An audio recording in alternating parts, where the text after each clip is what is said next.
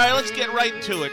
Right to it, Alice. You know, I wasn't sure. With Steve Robinson now ascending great new heights of fame, there was a time where he and I were on a level on the transom, but he is now a superstar for many reasons, and now a United States traveler. He's come back now and is the editor-in-chief of the Maine Wire. Steve, brother, nice to see you. It's nice to see you, Tom. You know, you were one of the first people in the Boston media that I ever met.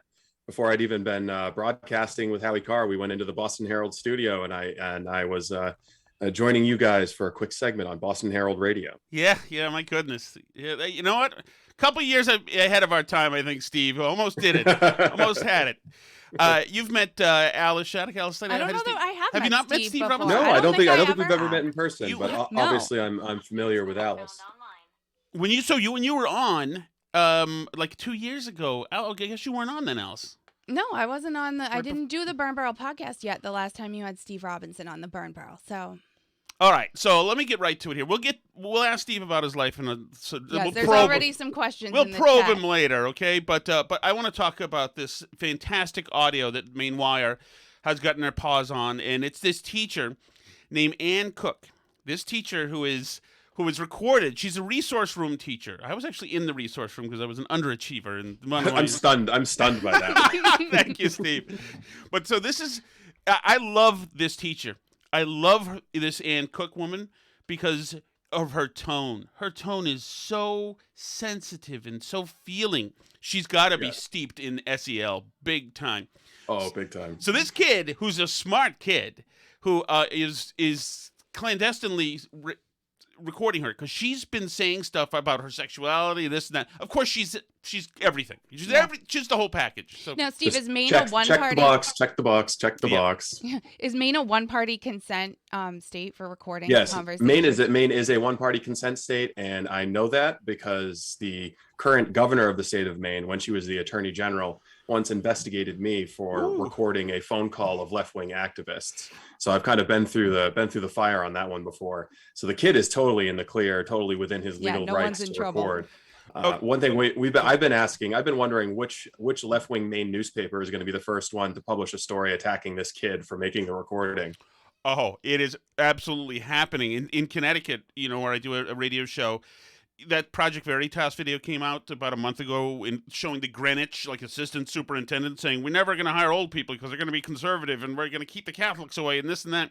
The first thing they did, the Attorney General, William Tong of Connecticut, did was condemn James O'Keefe and look into his practices.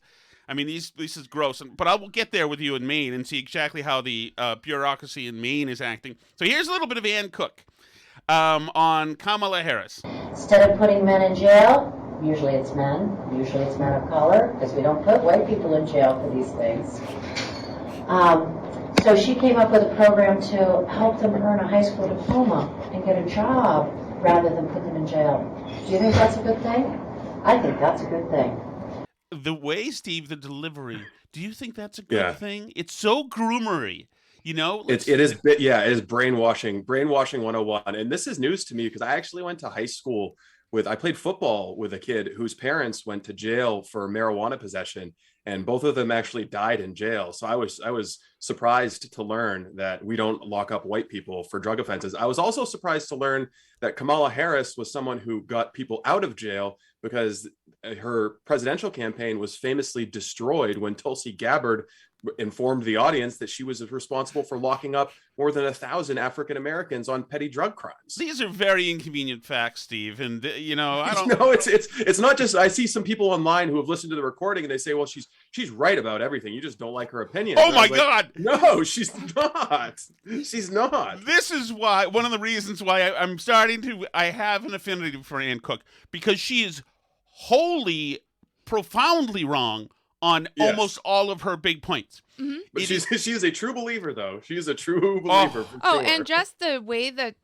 even if like some of the facts are like slightly based in reality, which they're really not, but whatever, like say they are, just the tone of the presentation. Kamala Harris likes giving cookies to little kids.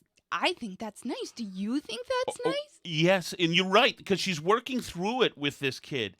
She's trying to like hold his hand and take him through the journey, the emotional journey with him. Well, and I think that's like a big piece of why this like critical race theory and social emotional stuff in school is so dangerous, is because they can say, like, she can say, I'm not teaching critical race theory, and she's like, I'm presenting it as a question to the students to enable their critical thinking. The problem is the people with this ideology just being in the building. It's not anything in particular that's in the curriculum, because she could sit here and say, like, well, I presented it to them and asked the question what they thought about it. You know, she can say that she didn't teach them or tell them what to think, but it's clearly obvious to anybody who listens to this audio that that's exactly what she's doing. I would like to just put the shoe on the other foot and imagine that you have a conservative, a right-wing teacher who's literally reading from Donald Trump's website and saying, Donald Trump wants to make America great again. I think that's a good thing, don't you? Yeah. Donald Trump is concerned about replacement theory. Do you know what that is, little Mikey? You know, the people's hair would be on fire if the alternative of this or was heaven happening. forbid, like, imagine a teacher was Christian and started to present like, well, Jesus died on a cross for your sins. Yeah. I think that's pretty nice of him, don't you? Like, you know, there is a religious aspect to what Ann Cook is saying. 1,000%. She's definitely like spiritually involved in this. If you believe that like whiteness is this, I think Talbert Swan called it this week, a demonic force. Yes. A demonic evil force. Who's that? Talbert Swan? He's like the guy whose buddy was with Deval Patrick. He's involved. Really? He's a pastor. He's involved in all this like social. He's just like Twitter. He's Twitter famous for saying racially provocative things. Yeah, Deval Patrick's using him and stuff. He's in the Springfield area. But anyway, yeah. So he called whiteness an evil demonic force in the universe. But that's what these people believe. They think that like whiteness and people's internal racism is this like metaphysical force in the universe that's hurting Black people somehow. Like that is a religious belief, because it's an unprovable metaphysical belief system that just isn't grounded in reality. So I definitely 1,000% look at it the same way as if like I walked into the school and started teaching children, you know, my religious theories in the school building because I believe them. And, you know, I'll just frame it with a question mark at the end and say that I'm, you know, letting them make up their own minds. All right, let me play some more of the hits from Ann Cook. This is all in Maine Wire, the mainwire.com, and our friend Steve Robinson has gathered. And we should just be clear. She's a public school teacher, a middle school teacher at the Gray New Gloucester Middle School in southern Maine. Okay, see, there we go. Here we go. Did Biden get a degree? Oh yeah, Biden's very well educated. Did Trump? Trump has a degree from a college, a very, very low-level college, and he was a very poor student. Steve, I gotta say, that one's a little tough to take. I guess at the end, in the full scope of the cut, that one is probably the least harmful in terms of brainwashing this little kid. But it's the biggest fabrication, because Joe Biden at University of Syracuse, he was like fourth from the bottom in his class, although he claimed for a number of years that he finished, first at the top of his class in law school.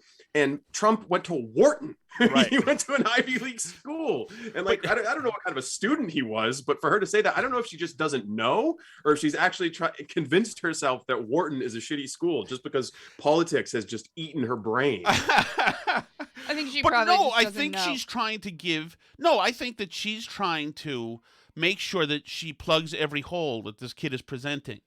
So, oh yes, it's comprehensive. Not only is Biden. It was Biden really good at school. Yes, he has a very good degree. Trump, no, I'm sorry about that. He's not very smart or nice, by the way. But well, this is like when Jill Biden's dissertation came out, and it reads like it was written by like a precocious 7th grader, and the left had to all pretend like this was the most brilliant piece of scholarship they'd ever heard of. Oh yes, but Steve, Joe Biden's legend is partly built on his first exit from national politics because he was a dumbass who lied in his college, who stole somebody else's biography. This man has made, like, talk radio drops exist because Joe Biden. Really? Yes, he's the most famous plagiarist on the planet. There's no question. From his political speeches to his academic work, if there's one single person that you do not want to hold up as an academic role model for young students, it's Joe Biden. Absolutely right. Let's go over here to, this is another beauty. And when he was drafted Trump. to serve his country in Vietnam, his father cut him off because they took him to a doctor, paid the doctor to say that he had a bone spur, and so that he didn't have to serve his country. He didn't go to Vietnam like all the other men and women did and serve their country. Except for one notable, I think, Steve, as a matter of fact. Did a lot of women, Yeah, by the I way, mean- did a lot of women serve in the armed forces during Vietnam? No, I don't know. But the point is, there were some, yes. But the But point not is, all of them. Well, the point They is, weren't being drafted. that Donald Trump, Joe Biden, famously talks about what an athlete and lifeguard he was, where, inside he was saving lives, and outside he was fighting local thugs, and a great athlete. And he got 5 deferments for asthma. But I mean... Yeah, I mean, I'm sure he could have served I'm sure if she doesn't whatever. know that at all. Yeah. But here's when she starts talking about, like Russia being the enemy. Here's where you start to get into like North Korea territory. And I'm sure in this very same school, there's probably a unit praising Muhammad Ali for going to jail to avoid service in Vietnam. So he was probably a hero for standing up for what he believed in. But I guess I don't see it as a moral ding for avoiding participation in an unjust war. Oh, yeah. I mean, that is incredible. I think that's part of this one. Hang on. Your father and stepfather are just caught up in the propaganda. Yeah. They believe the lies. And that's the whole point of lying. The tone. Yeah.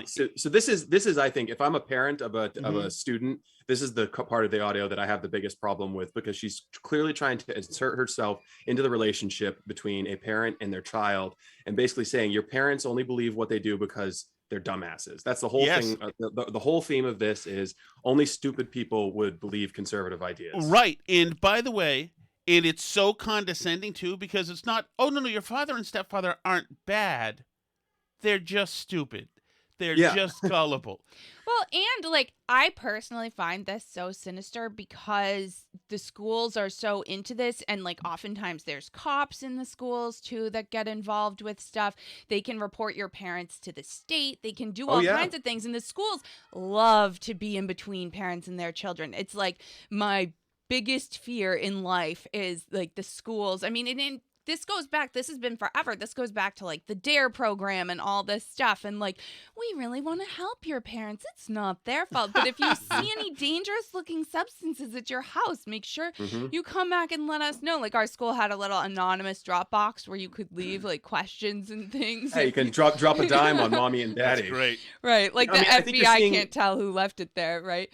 They just saw this in Virginia too. There's an effort now to make it a criminal offense for parents not to affirm the goofy gender ideas that they're teaching kids. They're seeing some school systems where the number of people apparently suffering from gender dysphoria has increased by 500%.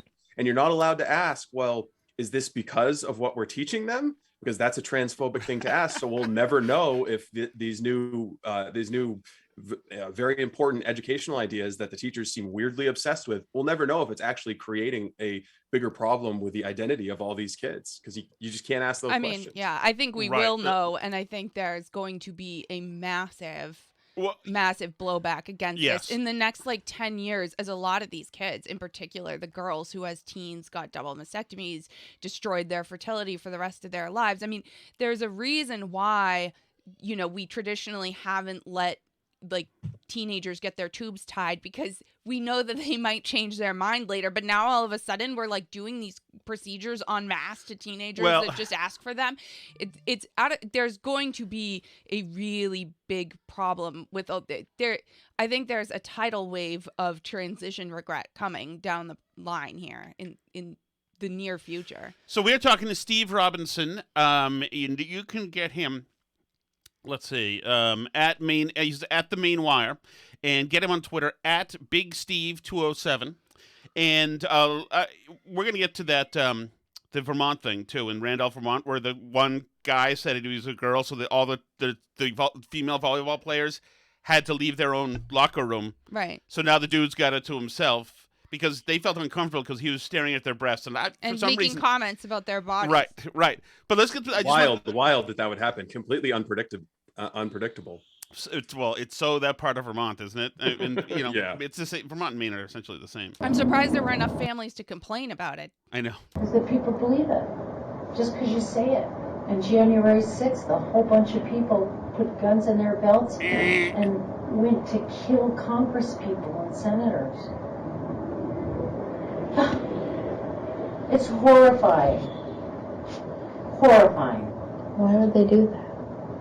Because Trump told them that the election was stolen and that Biden and everybody else is just out to get them and they're the enemy. They're not the enemy. The enemy is Russia. Oh, there we go. Ding, ding, ding, ding. The enemy has always been Oceania. That's like crazy level stuff. But keep in mind, this kid's an 8th grader, right? He's Incredible. an 8th grader in a study hall. Yeah. What happened to the 80s called and they want their foreign policy back, Right. by the way? Yeah, that's an important question. That's worth asking as well. But also, I mean, that's not like progressive ideology that the enemy is Russia. That's her. If anything, that's isn't that the opposite? That's her laundering policy points from this administration through this kid's resource center. Friggin' bold. Yeah, and like why? She's almost. It kind of reminds me of a conversation that you might have with like an 18-year-old or a 19-year-old when you're trying to convince them to vote for your candidate. Mm-hmm. But I mean, like, why? On what planet is this an okay conversation to have with an 8th grader in a public school classroom? No, and I really feel it's more sinister because of her tone, because she's obviously had training in how to communicate and be giving, etc. And she emotes in front of him. She's a gross human being, obviously. So anyway, how much trouble is she in, Steve? Zero trouble. I emailed with the principal of the school system. He seemed to be more critical of the kid who he said made a clandestine recording of the teacher. I know that the audio was shared with him in September, and he had a conversation with Ms. Cook about what their handbook says about personal political opinions being in the classroom. So there's been zero disciplinary action taken against this teacher. Unbelievable. Brainwashing. This is Rick Riley Benoit, which is perfect. Of course he's got a hyphenated last name. That's, every time I was emailing him, Anyone want to take bets on if his wife's name is first or his in the last name? I know. I think you can guess. Morgan in the chat says she should be fired. Trish in the chat says her words are creepy, but the tone is even creepier.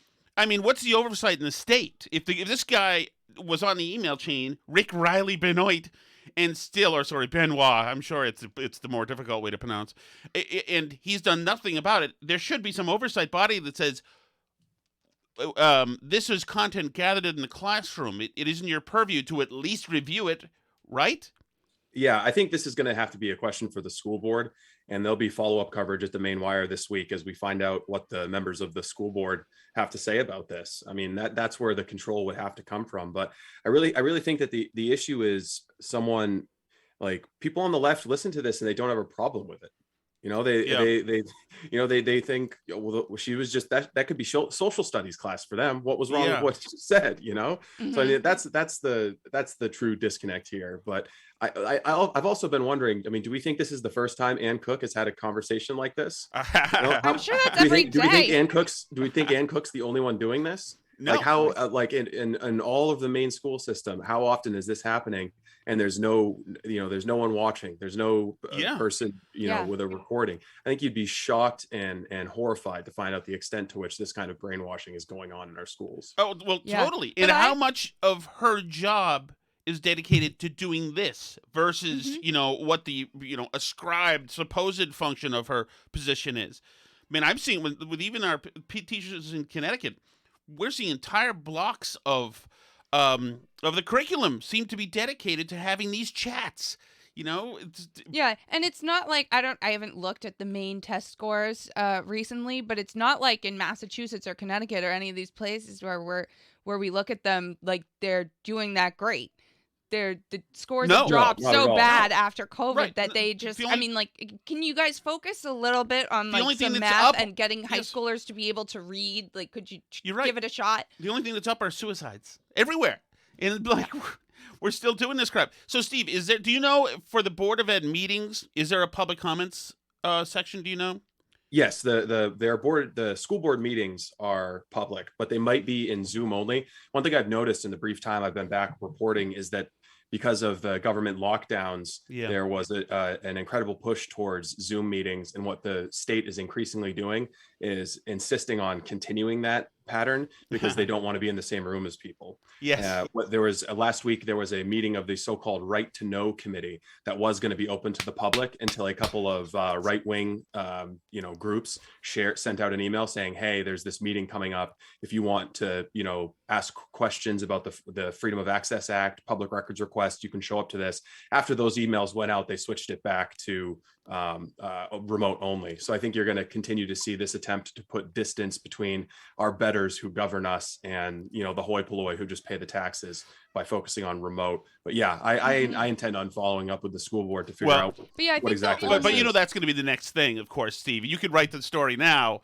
Oh yeah, but- no, I'm sure. I mean, I could be. I'll be accused of being a domestic terrorist. Mhm. Oh, well, Merrick definitely. Garland is You know, going to that's- have to that's- investigate. that's where we are. It's the Maine Wire and these parents who are coming in who seem to be intimidating Board of Ed members. It's flashes of January 6th is what we're seeing. It's very the Connecticut elected Democrats, Steve, wrote a letter condemning parents of Connecticut. These are moms essentially for organizing on Facebook and going to Board of Ed meetings and asking tough questions. They condemned them and said they will be looked at.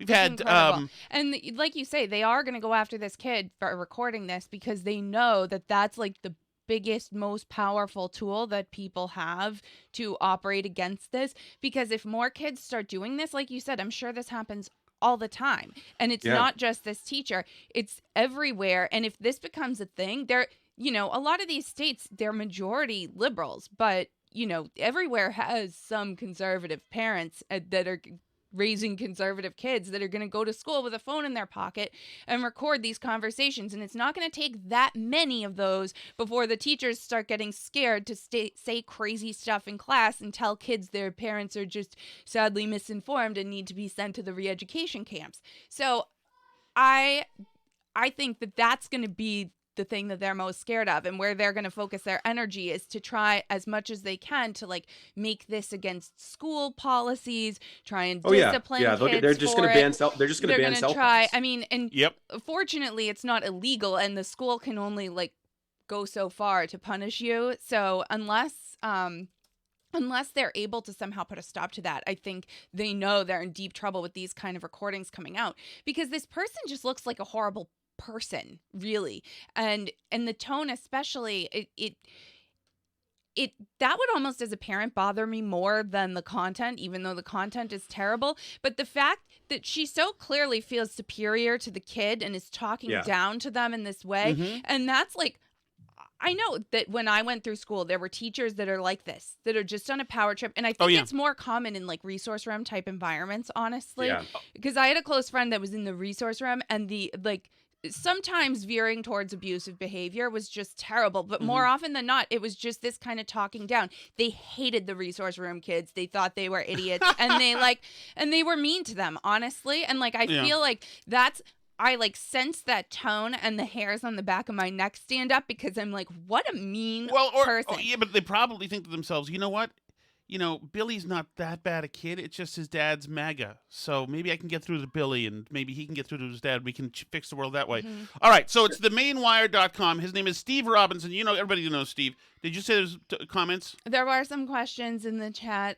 Steve, you have the right to deny any of these, answering any of these questions. But before we move on from this specific story, I will say I talked with people for the story, the parents, and I know that one of them has been a very successful small businessman running his own business for 10 years. So, I mean, like no slouch. And another one of his parents has a 4-year degree. So this teacher doesn't know the parents from a hole in the wall, but feels totally comfortable smearing them to their kid. It's just remarkable. It checks every single box. And the worst fears that conservatives have for what's going on in our government-run schools. I mean, this has got to be good news for Paul LePage, right?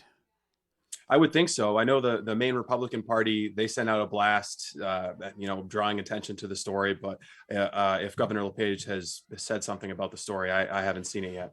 Yeah, man, it would be good to see Paul LePage back. I mean, he's not Glenn Youngkin's personality, so I don't know if the school can be it. But maybe. You never know. I mean, moms who are not politically minded are seeing this stuff right now and saying, what the F is going on?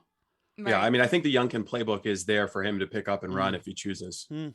Earlier, I guess it was this summer, there was a teacher at a school in Hamden, Maine, who went to a school board meeting and grabbed a book that was available for, I think, high schoolers, and was just reading from that book at the school board meeting. And the content of that book was so graphic and sexualized that the school board ended up putting out a restraining order on him to prevent him from coming to school board meetings.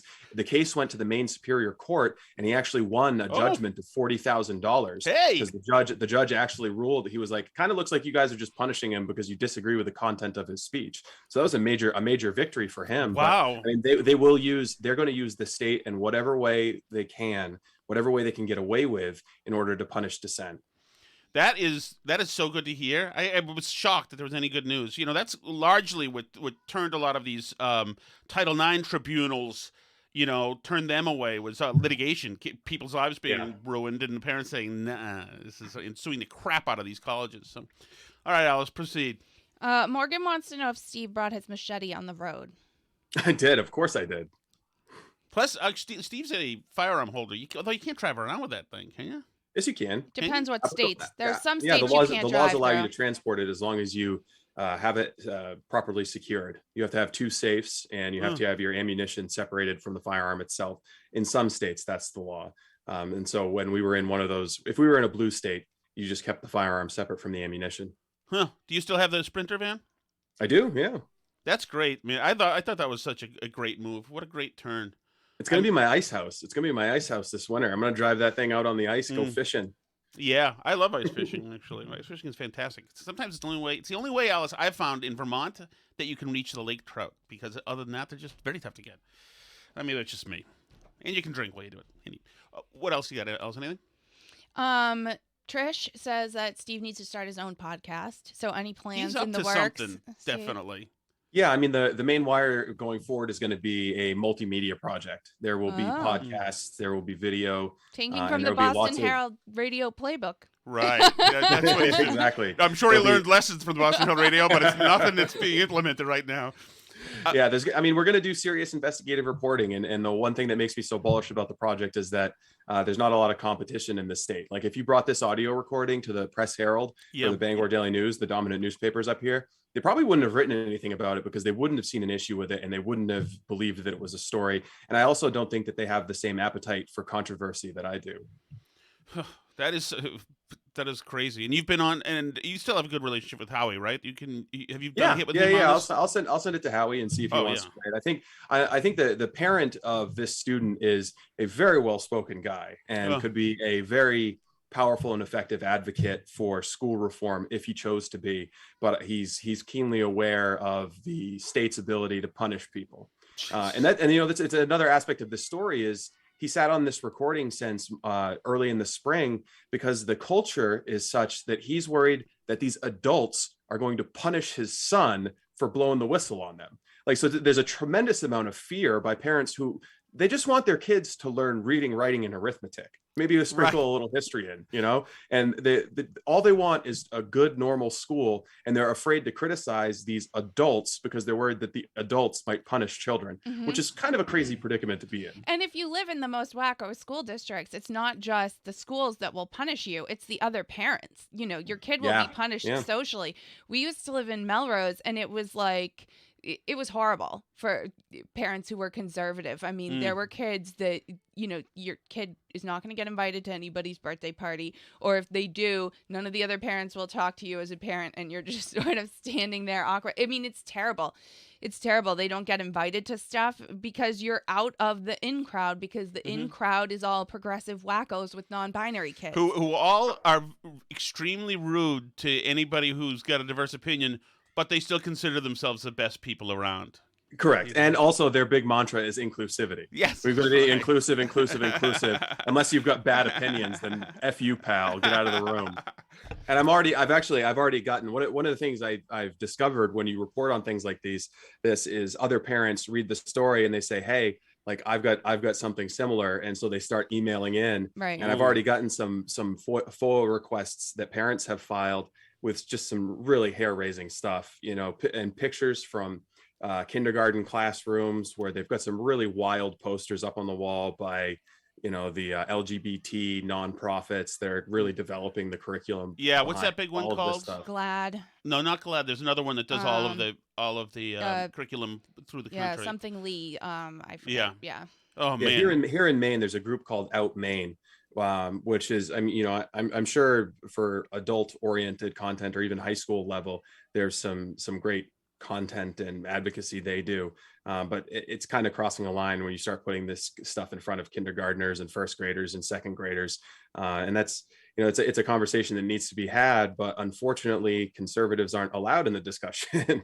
Yeah. Liberal parents only, apparently. Yeah, I mean, you would think that would be obvious that this stuff shouldn't be around kindergartners and first graders, but look at the reaction Ron DeSantis got when he tried to stop them from indoctrinating kids until third grade. Like, which seems like the most. You can still say gay in Maine, right, Steve? I hope. Yes, I think, and I believe you can still say it in Florida. Oh, that's not what I'm told.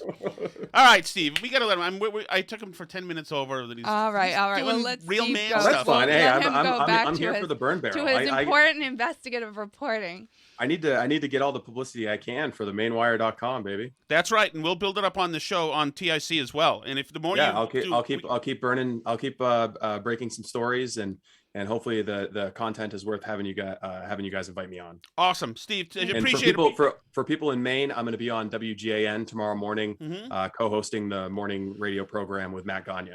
And you're going to be on a niche podcast next Friday, right? Yes, a small podcast I don't think anyone knows about. It's called The Kirk Minahan Show with Barstool Sport. Yeah. Exactly. Precipitous step down from this platform, absolutely. All right, man.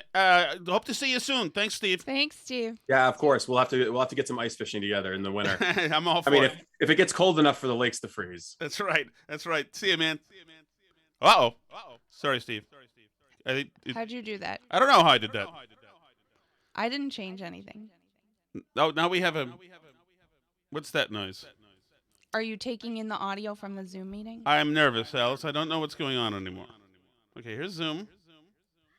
Exit the Zoom meeting. Okay. I'm out. You still hear that, right? How about now? I hear it. What No, I don't hear it. Change? It's gone. Okay. It was our... let me just... You fill for a second. I just want to let Steve know thank you and that I didn't mean to cut him off. So anyway, that was great having Steve Robinson on, and I thought it was interesting, his mention of, January 6th and this stuff, because it's funny, like the left is all about, the saving of democracy, and that we should all be paying more attention to the important work they're doing, saving democracy. And like you could hear that in the teachers' comments too. Like, Trump tried to kill the Congress people. Like, they're really trying to push this as an issue that people care about. And it's funny, there's a new Harvard-Harris poll out that asked people what their most important issues are facing the country right now, and then asked them like what they think the Democrats' most important issues are and what the Republicans' most important issues are. So people felt that the most important issues facing the country are inflation, the economy, and immigration. And they think the top issues Republicans care about are immigration, inflation, and the economy. Now, the top issues they think Democrats care about, are focused on, are January 6th, women's rights. Who thinks that they're... A Harris poll? This is a Harris poll asking people, first, question 1, what do you think the most important issues facing the country are? And people said inflation, the economy, and immigration. Right. And then they said, what do you think Republicans are most focused on right now? Okay. And they said immigration, inflation, and the economy. And then they asked them, what do you think the Democrats are most focused on right now? And they said, January 6th, women's rights, climate change, and guns. Mm-hmm. So they think, and this is because people like this teacher talk this way constantly about January 6th and about abortion and about climate change and about guns and all these things, right? They're so focused on these issues, they're completely out of step with where the voters actually are. That's incredible. That's Yeah. incredible. But you're right. That just goes to exactly what we're talking about. Right. So this teacher is like, oh, like Trump is a very stupid and mean man. And, January 6th and this and that. Like, Trump's not on the ballot in November. No.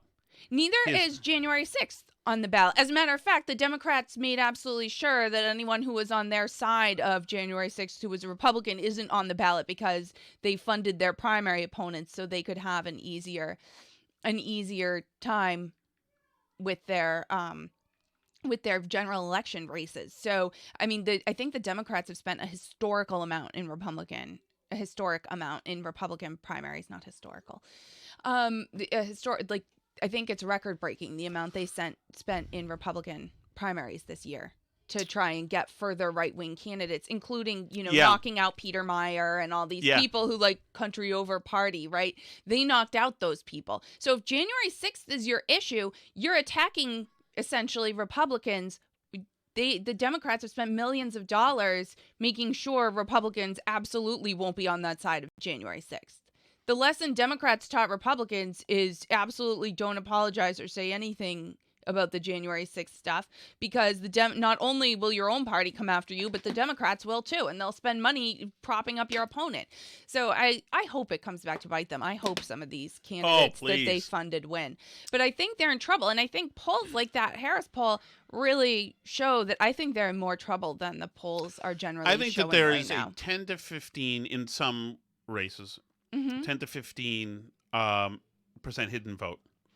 I think it goes in some races in Connecticut as well. Yeah, I think there's a massive hidden vote. I think.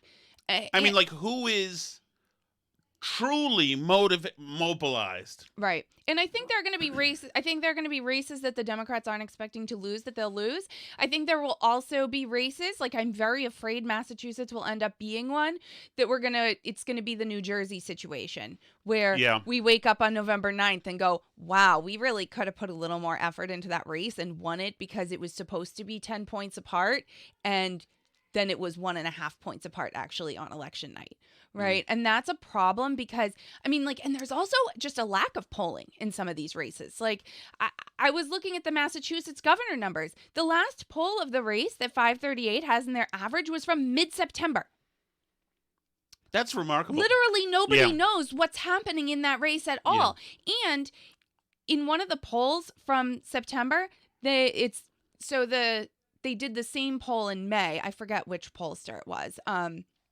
But it might have been Emerson. I forget though. But he went from down like 26 in May to in September, he was down 18 and winning independents. Which that's like, if that was that in September, Biden's approval hasn't gone up since September. It's been on a downtrend since December. The Democrats' and chances inflation have has been, not improved. Right. And gas prices are now swinging back up. So, and we're about to hit winter with this 66% increase in electric bills in the winter coming up that's been announced. That is a big thing. A few cold days and, having to spend $1,300 whatever to fill. I mean, we had times where we never filled, where we got like $300 worth. I mean, we were seat of our pants. We had times when we were getting diesel fuel from the gas station. Yeah, those times I call most of the time, as a matter of fact. We're so glad we don't have an oil tank anymore. Should we go to the chat here? I think we're more than 40 minutes in. I think so. I can't really tell. And I got to get Steve's swear, too. Oh, okay. He's probably not used to podcasts or you don't swear. I have us about 38 minutes in. But yeah, we can head to the chat and then we can head over to the Patreon-only show. Okay. Hey, Tom. Hey, it's Walt from Phoenix. It's October 13th, and it's 97 degrees in my backyard. Ooh. My question for today is, which do you find worse, kiddos or fur babies? Ooh.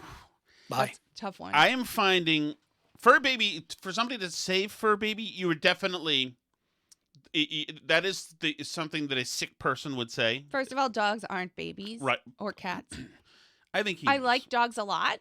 Well, you're right, but I think that shows That's an entreaty. That's saying, okay, I live in a fantasy world and I'm expecting you to play along. So a person who says fur baby is, for instance, the Nazis used to say fur babies. Is that true? Yep. Wow. And Mussolini. Wow. Yep. Today I learned. And the Khmer Rouge used that. Correct. Wow. So, so that's a terrible thing to say. That said, I find more dangerous people who are trying to influence and change the culture around kids. I find them saying kiddos. Ann Clark probably says kiddos. Oh, she absolutely does. And she has fur babies at home. Okay, let's go. By the way, we've been so amorous recently, don't you think that... I think that we gotta slow down, to be honest. Good idea. You know? So, this is ridiculous.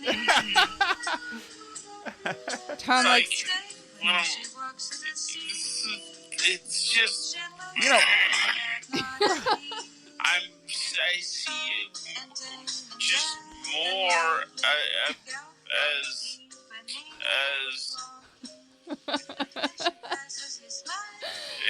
a source of recreational sex now than anything else. I'm sorry about that. So let me tell you something. The fact that that's obviously slowed down is not an excuse. That is... You just like when my voice is all slurred because I it do like reminds you that. of our early relationship. I do like that. I do like drunk crazy Alice. But like my speech pattern, I need a speech therapist. I mean, that is ridiculous. I'm sure that people get nervous listening to this. Like, oh God, it's like a weird Geiger counter guy talking to the pretty lady. Listening back to Thursday's Burn Barrel Pod and the Tim? effusive amount of labored breathing and sighing. By the way, not even sure if effusive is the right word for using it. But anyway, I was just curious. Did Tom actually, not even drive the car with the donut, but ran and took one of the kids on piggyback and dropped them off? Because it was excessive. I hope he's okay. He had to go up and down the stairs a lot of times Yeah. during that show, in fairness. There's at least 11 stairs there, Tim. It's nothing. It's not my fault. I can tell you. That said, Tim, the Thursday we had to leave 3 times during it. We had to start and stop. I haven't even had a chance to put the video of that together, Yeah. I'm like missing parts of Just the video. run video of something more interesting. Run video of Bonanza or something. Okay. But Tim, I'm a jock now. You know what we were doing out today? Shagging fly balls. Mm-hmm. I was hitting fly balls out to the kids. I was pitching. Man, I think I'm gonna be down more than 2 pounds this week, Alice. Good for you. I'm excited. Tom, one of the toughest things about marrying a woman who is way, way above your station, like Alice is having Well, I mean, it's just it looks, right? the fewest amount of children. So don't piss and moan that you have to drive them all over the planet. That's a good point. To voice lessons and soccer and indoor hockey and the arcade. And then to Market Basket for overpriced food, back to the house, driving on a donut that could shred at any second because you legit hit the lottery. Be thankful. I got your back, Alice. And you too, Tom. Thank you. Look, so, I mean, I think I have some credible, rightful grievances here. Yeah. I don't, we don't need the singing lessons, just let her be a bad singer. And we were at another play thing this week and this and that and this and that. Now I'm worried today that when we play baseball that they showed interest in baseball. It's like, oh, now we're doing it, so now we're going to have 4 more.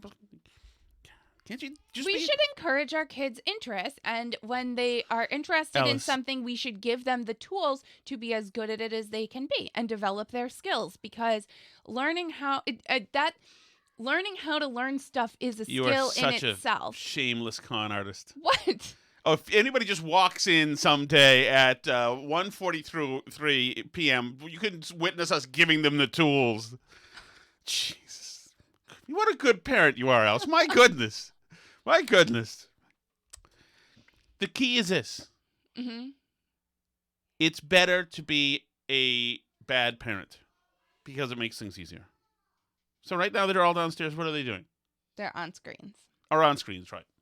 But they're not going to be. We have after this 6.5 feet full of leaves on our lawn.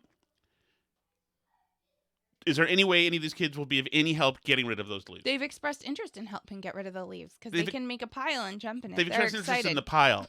They have no interest in anything Well, else. you got to rake the leaves to make the pile. None of these kids has ever walked outside and, you know what? This could use some picking up around. Bows matter, pet bows matter, pet bows matter. They don't all rip your face off. Not all. They don't all, but any given one could on any given day. That's the problem.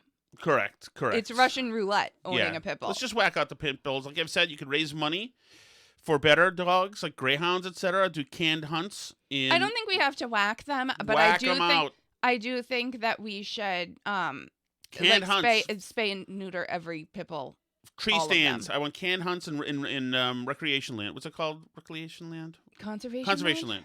Tree stand. You get up there and you get to see Tyson running over there, and that sounds a little crazy. Thor running through the woods. That's a little crazy. Whack them out. I don't know about that. I don't endure it. Tom, you know I'm a huge fan of yours. Oh, thank you, Danny. One of my favorite podcasters and broadcasters. Listen pretty much daily. Thank you very much. And I think in general you're a man of the people.